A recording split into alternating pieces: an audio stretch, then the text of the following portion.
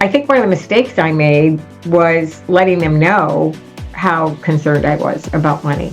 And because we ended up in line at a food bank for 4 months, once I stopped treatment and all the pans of lasagna were no longer on the front porch, I had no money for food. We had rescued the house and Ford worked out a plan with us to keep our vehicle, but I had no money for food. So for 4 months I used a food bank. I'm so grateful for those food banks. But it was a real wake-up call between hunger and food insecurity.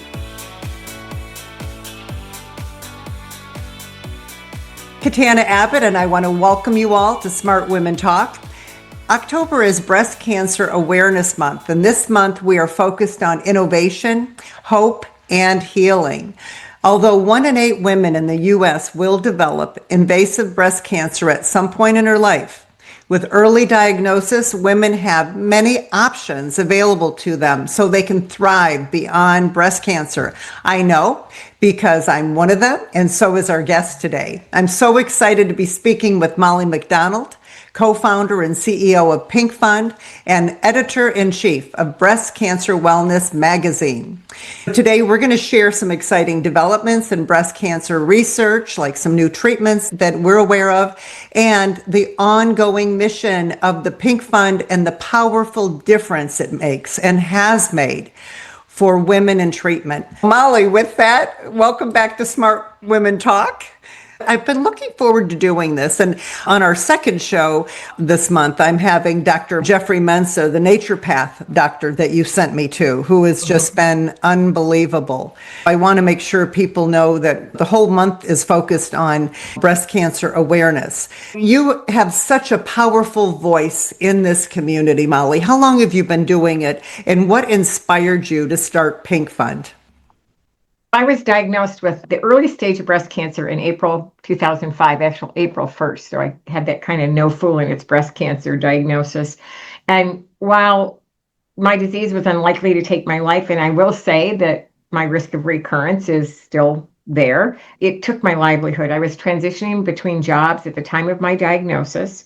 And I felt like my new employer, who was going to make an investment in the Detroit market, as a division of their business, woman-owned division, needed to know this. And so we agreed that it wasn't really the right time. And so now I have breast cancer, I'm unemployed, and I'm significantly unemployable because I had to have surgeries and radiation, and nobody's going to hire you when you say, oh, sorry, but I have to leave every day at 2:00 for 6 weeks.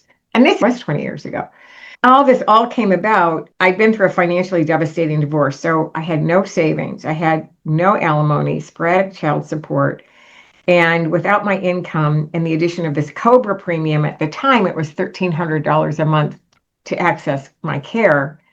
And this is Pre-Affordable Care Act, so you couldn't change insurances. And I was not eligible for Medicaid because that was predicated on my previous year's income, which was $60,000 a year. So I was knocked out of any support mechanisms. And within 3 months, I was unable to make my house payment. And so my home fell into foreclosure. And about every 6 weeks, Ford Credit would call and ask me, was I planning to make a payment on my vehicle or should they plan to repossess it? And it was a really harrowing time. It was worse than the cancer itself, especially for me mentally and emotionally. But what really was that Oprah aha moment was sitting in the treatment waiting rooms with all these other women, many of them on unpaid leaves from work.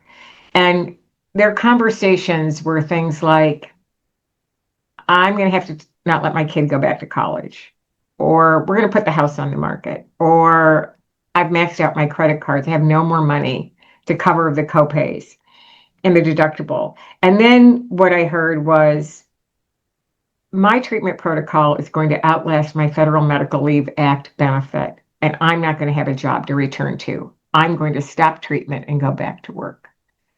For many women, breast cancer is survivable. And I thought, wow, you're going to lose everything and possibly your life if you stop treatment and return to work. So I went home to my third time's a charm husband, Tom, terrific, and I said, Tom, I think we should start a nonprofit and help pay these women's non-medical bills directly to their creditors for housing, transportation, utilities, and insurance for up to 90 days, providing a financial bridge. And of course, he looked at me like I was crazy because we were suffering and there was no remedy for us. So what made me think I could do it for somebody else? And I'm sure you've heard of that book, The Biology of Belief, and Yes. how we talk to ourselves and what we say and what we think. It's magic to me, but it works. And so I said, I don't know, I just believe I can. And Henry Ford, being from Detroit, Henry Ford has a quote that resonates with me, which is, whether you think you can or you can't, you're right. And I thought I could. And as a little girl, there was this book by Wally Piper called The Little Engine That Could. And this little engine was taking toys up a mountain for kids. And it's a very steep mountain, and this little engine is chugging away and saying to itself, I think I can, I think I can, I think I can, I think I can, I know I can, I know I can, I know I can. And so just on that belief and passion to make a difference, we got started.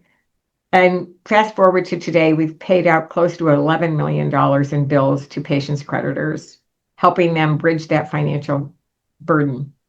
Yay! I have to give you applause for that. Yeah. That's unbelievable, Molly. When you did this, you never dreamed, or did you see big dollars like this? I did. I also knew that we needed to be a national organization and that we didn't need to have chapters and affiliates, which are very costly. Chapters and affiliates, unless you're delivering a mission in a community, are generally sometimes just fundraising operations. And I knew that we didn't need to do that to deliver our mission, but that we needed a national partner. And in 2012, Ford Motor Company invited us to be part of their Warriors in Pink program. And that was huge. That was huge. That was a game changer. Their only other partner at the time was Komen, which at that time they were focused solely on research and some psychosocial support in communities. So our mission did not conflict with their major partner, and we filled that gap. Ford made a very significant financial investment in a national ad campaign for us, and that launched us. And that campaign launched on the first Friday of October 2012. We talk all the time about the law of intention, the law of attraction. Your vision and your belief had to be so powerful because things fell into place, because you kept that vision, you put it out there, sent it to the universe, and the universe continued to make things happen, including not just Ford, but finding other donors that were there for you and who have stayed with you. Yeah. So we're in the 14th year with Ford. I think we're in the 10th or 11th year with Snap-on Tools. We're in the second year with CVS Health, where they provide in-store radio advertising in 9,000 of their pharmacies across the United States. And the beauty of that is that it allows us to reach people in communities that might not ever know that we're a resource. And we have some other national partnerships that are just fantastic. We're so grateful to our retail partners. Let's talk a little bit about exactly what Pink Fund does. The way we work now is that our application is digital or paper, so it's right on the website with all the criteria. You answer about 3 to 4 pre-qualifying questions, and those are: you must be in active treatment for the disease, which includes surgery for removing the cancer, radiation, chemotherapy. It does not include some of the prescribed 5 to 10 year aromatase inhibitors to prevent the disease from recurring. And it does not include reconstruction that may occur long after your diagnosis and treatment is over. The household income must be at or below 300% of the federal poverty level, and that requires documentation with your last year's tax returns. So that's household income. And then we ask for copies of the bills you want paid. We do get information from your treating provider. We find out what stage and grade of disease has been diagnosed, what drugs you're on. There's a lot of data that we have that helps us to better understand what the patient is going through. And that data also allows us to report back to our creditors how we're spending their money. I don't mean our creditors, our donors. So for example, with Ford, in the last 6 years, we've used that money solely to make car payments. So Ford said, who are you making the car payments to? And they're to any creditor for the vehicle. We don't just pay Ford Motor Company. So we can tell them who the creditor is, what we pay to that creditor, what state they're in, what zip code, county, etc. So we have a lot of data that I think makes our donors feel very comfortable about how their money is being used. Yeah. Isn't that wonderful? And so, what kind of support do you get, for example, from Snap-on? Because that's an interesting sponsor because it's not related to women and breast cancer. It's so why So are they interested in Snap-on just, manufactures tools. It's a franchised operation. They have franchisees globally. yeah. And their whole thing is really selling these tools to repair shops, large dealers. And so in the beginning, when we started working with them, they wanted to get in the space because if your car doesn't work and you can't get to treatment, in some communities, you have no resources. And when that started with them, many years ago, there was no Lyft or Uber, and people had trouble affording that anyway. So what Snap-on does is they create a whole line of pink tools, and they sell those to their franchisees, and then we get the money back from some of that. But they do a lot of promotion too, and so they have a driver named Cruz Pedregon, and he races funny cars, and so we get to the racetrack.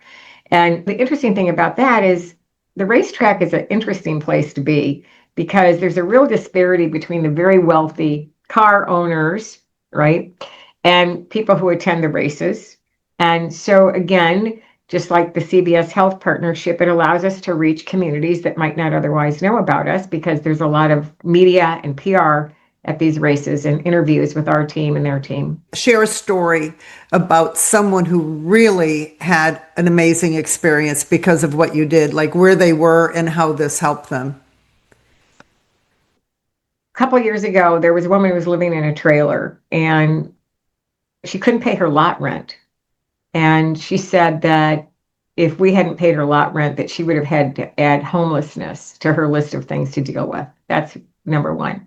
Somebody else wrote to us and said that because we were paying their bills, that she could actually afford healthy food.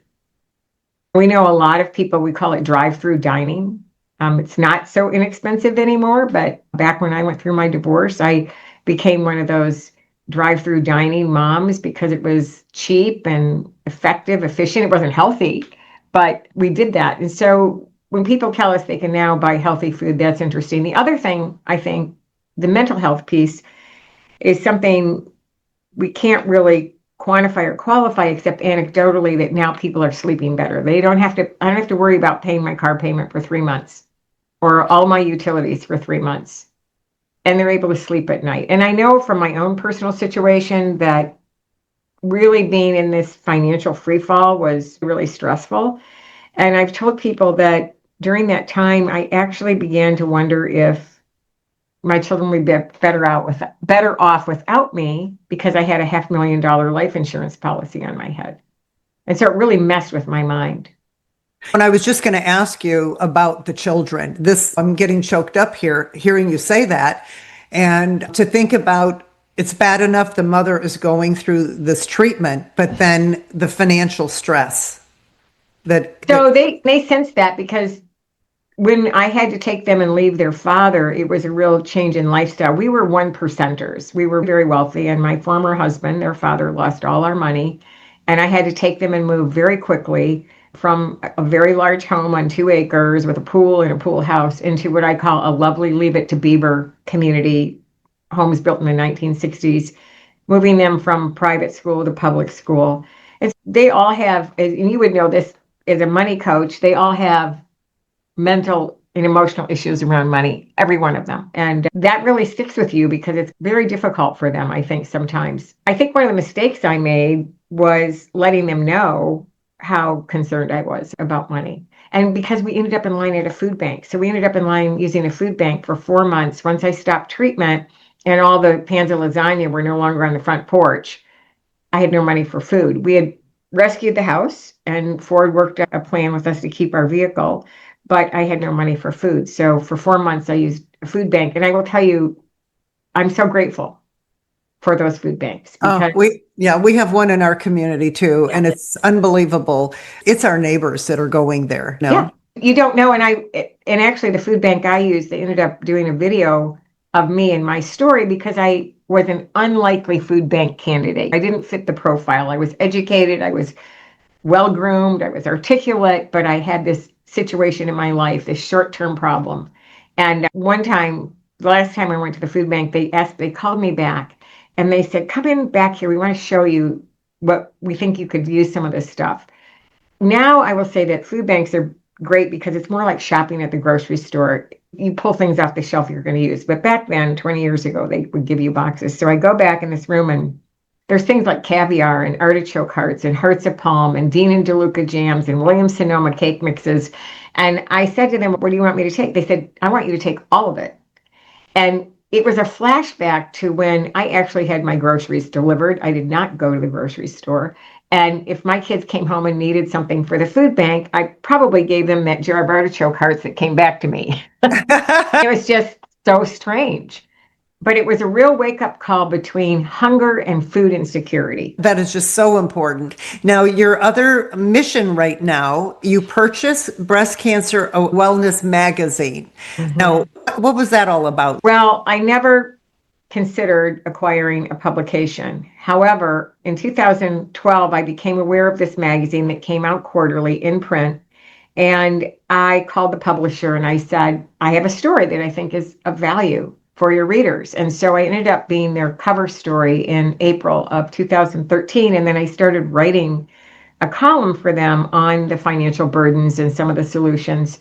And then last December, the publisher called me and said she was selling the magazine.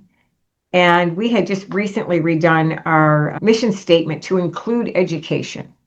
And so the magazine is a vehicle to educate patients on everything from diagnoses to genetic testing to clinical trials to nutrition to insurance issues, employment issues, fashion. Just we have a really great cohort of highly credentialed writers. But the irony is that we had received a grant from a pharmaceutical company, and I'm very grateful to Daiichi Sankyo, to elevate our education program at the same time this opportunity became available.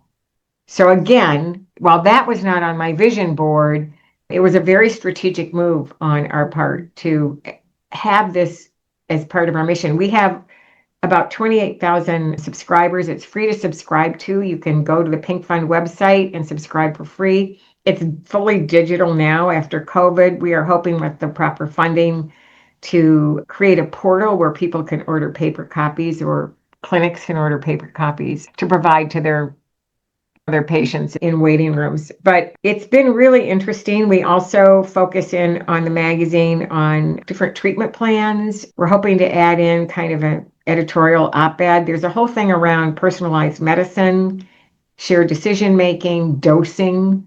Do we start out with the high dose, hit you really hard, or do we take you to a lower dose and step up? And so we really want to use that to educate patients so they can make informed decisions about their treatment. And then there's the survivorship part. So it's not just treatment, it's what happens afterwards. We just signed Jacqueline Howard, who's a director at Ally Financial, and she will be writing on financial wellness starting in December. She's a breast cancer survivor, diagnosed young.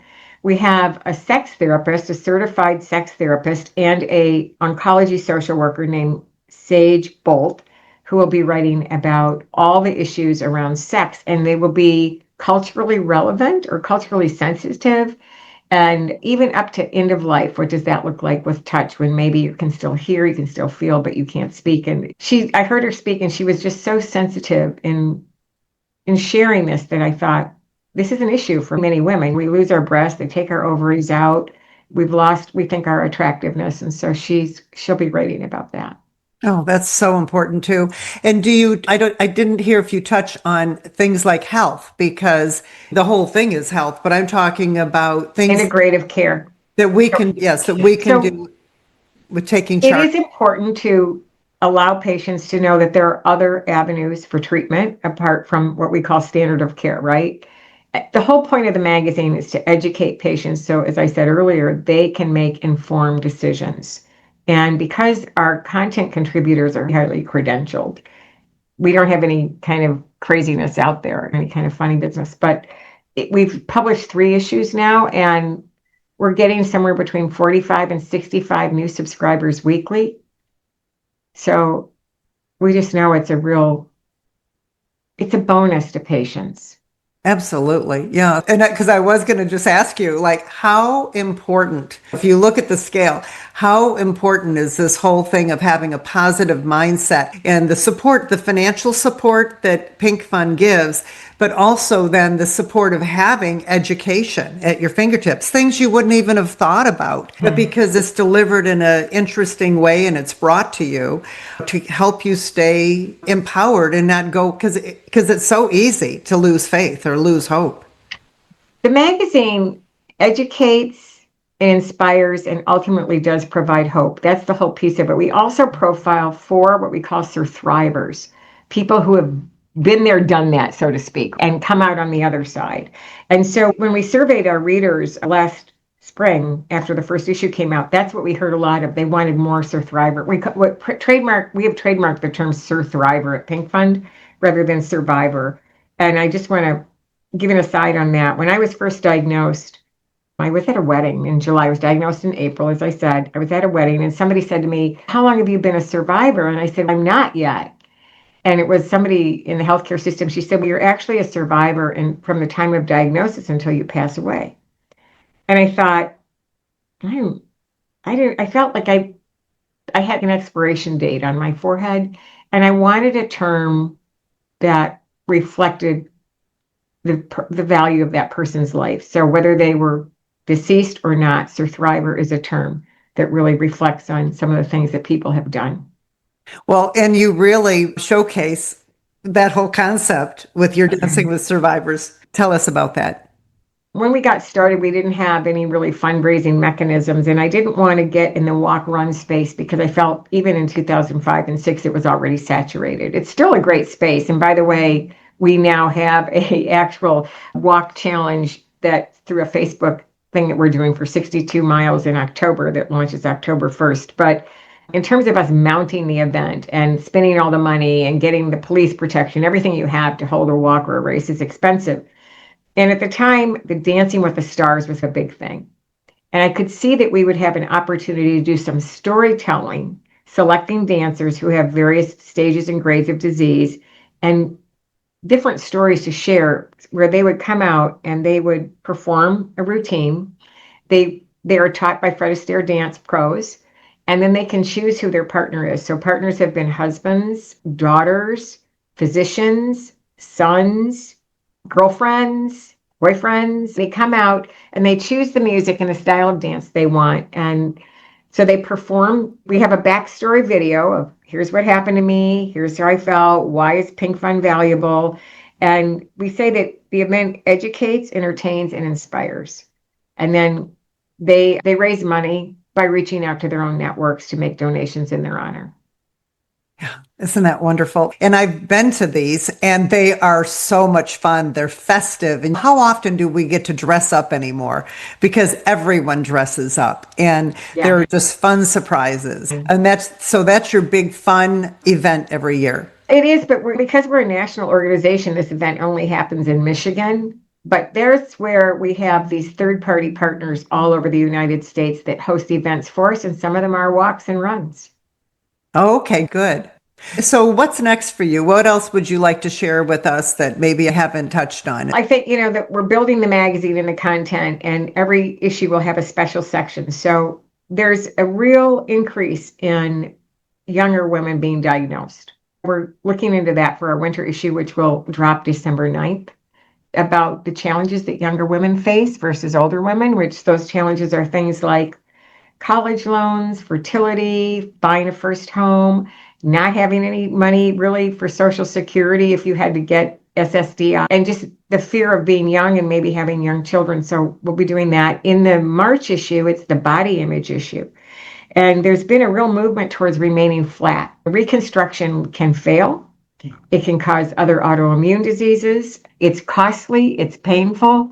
And so there's a big movement on just having mastectomy and no reconstruction. And what does that mean for your sexuality, for your mental health, your physical health?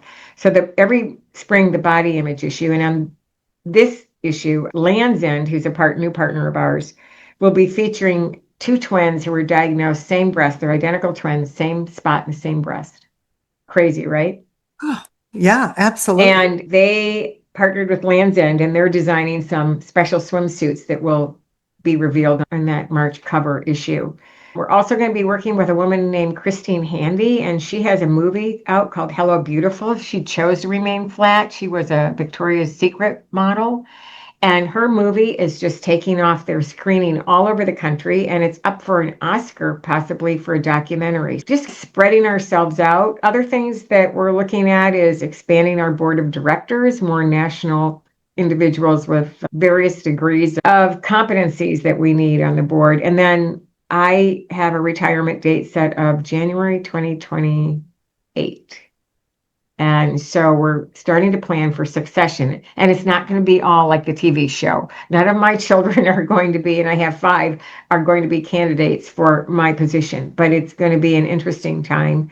And I think at that point, once we find a candidate and bring that individual in, that I will step away and maybe stay with the magazine for a year or two, but we'll see. Yeah.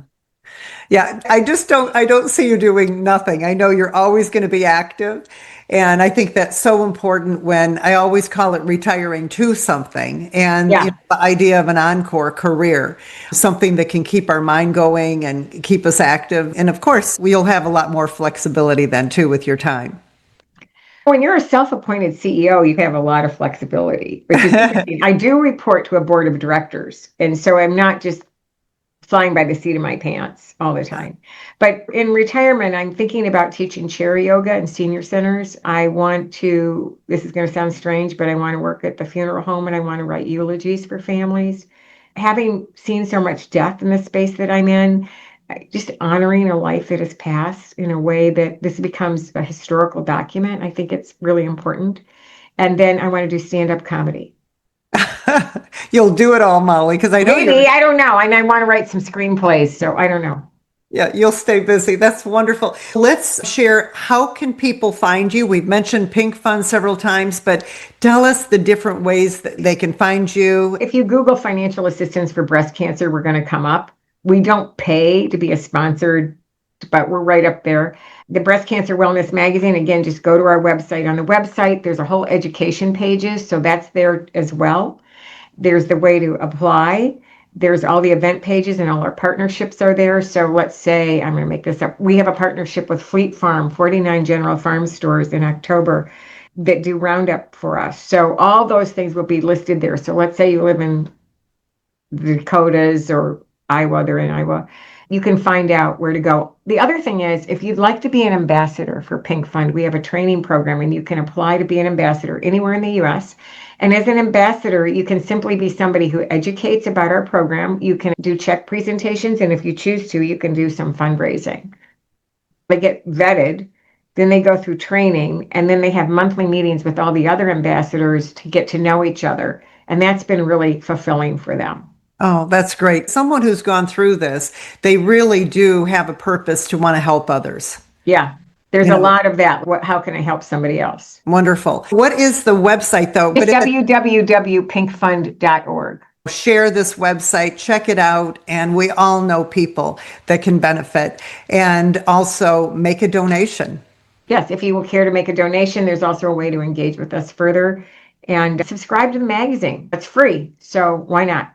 Why not? Wonderful. Okay, Molly, thank you. This has been enlightening to see you again and to get the update. Thank you for your time, and thank you for wearing pink. Absolutely. All righty. Okay, everyone. Thank you so much for being here. We're thrilled. And until our next show, go out and live with more purpose, passion, and prosperity.